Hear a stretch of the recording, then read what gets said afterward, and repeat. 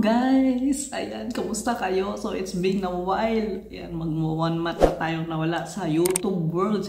Kamusta kayo? Ayan, so, ang dami na nagme-message sa atin guys sa Facebook page, sa personal account ko sa Facebook, at saka dito sa comment sa YouTube. Nahanap na kami, kamusta na daw kami, ano nangyari sa amin, bakit kami nawala ng 1 month. So, hinaako yung boses ko guys kasi actually, mag-aalauna ng madaling araw. Hindi pa ako nakakatulog. Alam niyo naman may insomnia si Inday Ani. Ayan. So, sa mga nagme-message nga po pala. So, maraming salamat sa concerns niyo na kung sa mga nangangamusta, kung ano nangyari sa amin, bakit ba talaga kami nawala ng 1 buwan. So, share ko sa inyo yan guys. So, hindi talaga ako nakakapag-reply dun sa mga nag-message kasi talagang nilobayan ko muna yung SOCMED, social media. And nag-focus ako sa mga bata. Pero bago yan, so, sa mga hindi pa nga pala nakapalo sa Facebook page. Actually, nag-post ako doon guys na we're fine and sa hindi inaasahang pagkakataon, inamit ko si Ate Verly ng Sana Family. Sa mga hindi nakasubaybay or hindi nakapag-follow sa ating Facebook, may update kami dun guys. So hindi ko talaga inaasahan na may-meet ko doon si Ate Verly. Wala siyang vlog that time, wala din akong vlog kasi nag-stop ako. So hindi niya makita kung anong mga ganap namin doon. So baka next time, if ever, and hopefully makapag-collab kami ni Ate Verly, yan ang Sana Family. So the reason why guys kung bakit ako or kami nawala ng vlogging, dahil tinutukan ko yung mga bata. Ayan, so honestly talaga guys, I was planning to stop doing vlogging, no? Kahit si Mr. nagsabi focus sa mga bata. Why? Dahil guys, nitong last month lang, December, and until nung New Year, may napapansin na kasi ako guys kay Rain. Ayan. Kay Rain talaga ako may napansin na parang ang very slow ng kanyang development. Alam niyo yun na 1 year si Rain, pero yung characteristics na nakikita ko sa kanya, most especially ako kasi ako laging kasama, para siya yung months old pa lang. Sa ganong edad niya na 1 year old. I know there's some, kasi si Anika guys, ayoko ko siyang ikumpara kay Anika. Kasi si Anika talaga, fast learner si Anika simula pa nung maliit. Na-notice ko kay Rain, sabi ko baka normal lang. Kasi nga dalawang anak palang meron ako. So, kay Anika guys, napansin ko okay si Anika, ang bilis ng development niya. So, sinasabi ko kay Rain, baka kabalik na rin lang kay Rain, baka talagang ganito siya as a child, no? So, pero may napansin ako sa kanya guys na, ano ba tinatawag yun? Autism. Yes. Ayoko sana, parang in denial pa ako that time, pero hindi pa namin siya napapacheck guys. In denial pa ako that time na baka ano lang normal sa bata. Pero nakikita ko yung mga sense kasi sa kanya guys, kasi alam niyo yun, there's sometimes na pag nag-browse ka sa YouTube, may mga pop-up out na mga hindi related sa mga search topic na sinesearch mo. Alam mo yung parang random videos. So since nga may nakita ako about sa autism, doon ko na parang okay sige, tingnan ko kung ano itong video na to. Na-curious ako. Tapos and yung mga signs ng autism guys, which is, nakikita ko talaga kay Rain. Yung unang-una dyan, so I was trying to take videos of Rain kung ano yung mga activities na ginagawa niya, pero hindi ko talaga matimingan yung ganung scenario. So, nakikita ko yung tiptoeing niya. Doon ako na bakit biglang nag-tiptoeing si Rain? Hindi naman kasi usually niya ginagawa niya. Then until one day, nag-doing siya ng tiptoeing. Sabi ko, baka normal lang. So, pero nung nakita ko sa sa YouTube, sa mga videos, kaya sa Facebook, early signs ng autism sa mga bata is tiptoeing. Ayan, so nakikitaan ko siya nun. Okay lang sana guys kung mag-tiptoeing kasi I know normal yan sa bata mag-tiptoeing. Kasi kaso lang, nasamahan kasi siya ng very slow development ni Rin. Doon ako nag-worry. Yung parang yung characteristics niya, parang hindi akma no sa edad niya. Parang mga months old lang. Kaya feeling ko talaga, guys, feeling ko talaga, parang hindi ko natitreat ng 1 year si Rin. Parang feeling ko nasa months old pa lang siya, kahit ako ramdam na ramdam ko yun. So, doon ako nag-worry. So, number 2 niyan, yung flapping of hands. Lagi siya napaflap ng hands niya. Ano ba yung parang gumaganon-ganon siya. Gumaganon-ganon siya lagi. So, ikalawang signs ng autism yan. At saka yung, until now guys, hindi niya pa kami nasatawag ng mama or papa. Yes, until now. Hindi niya pa kami nasatawag. Si Anika, months old pa lang na mama, papa na kami. Kaya rin until now guys, as in wala. Mama, papa, puro ate. Kaming lahat tawag niya is ate. And then, next is, no contact, eye contact. No eye contact. Trinay ko guys. Hindi ko naman trinay. So, inobserbahan ko guys, si Rain. Na-notice ko to sa kanya, kahit before pa siya mag 1 year. Alam mo yung pag yung bata kinakausap mo, diba minsan talaga nating sinupofocus sa mukha mo, tinitingnan ka kung ano yung mga facial expressions. Kaya Rain, as in walang eye contact. Yung mata niya kung saan, pag ganun, kahit kinakausap ko, parang hindi siya nagpo-focus sa akin, na parang wala siyang kausap, yung ganun. So yung pang-ilan na ba? Pang-lima.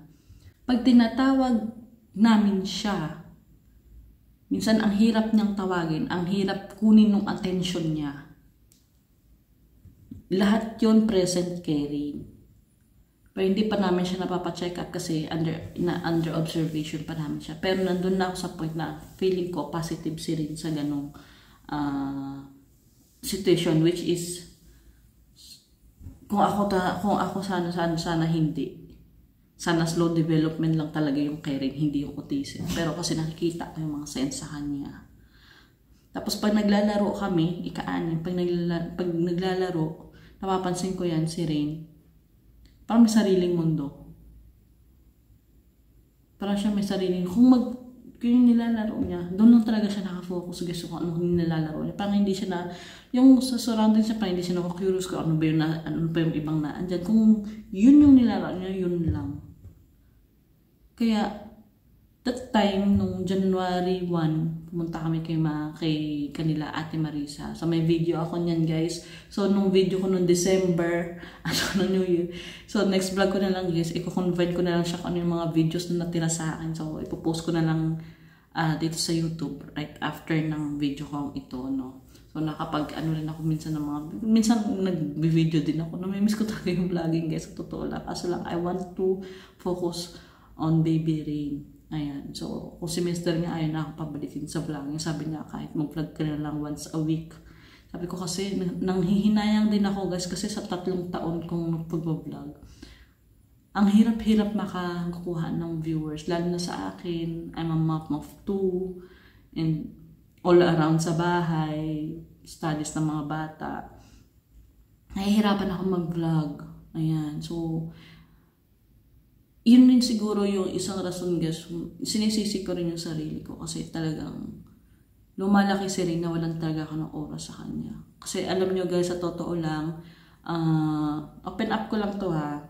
So, nawalan talaga ako ng oras kay Rin. Nawalan din ako ng oras para sa sarili ko.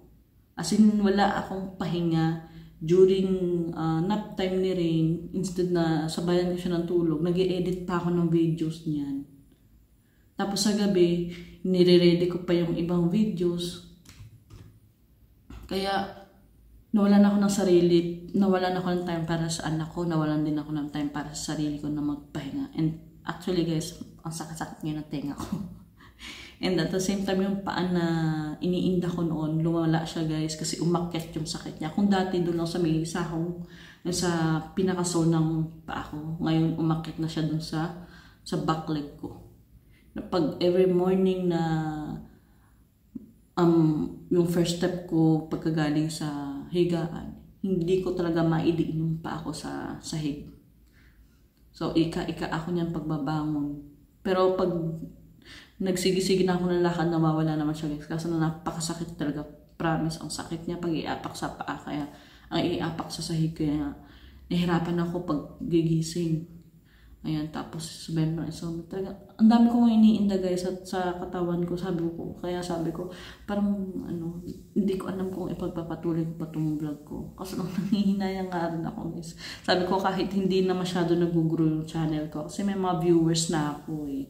Sabi ko baka pag uwi ko ng Pinas, baka doon dumami yung viewers ko. Sabi ko, sayang din, diba?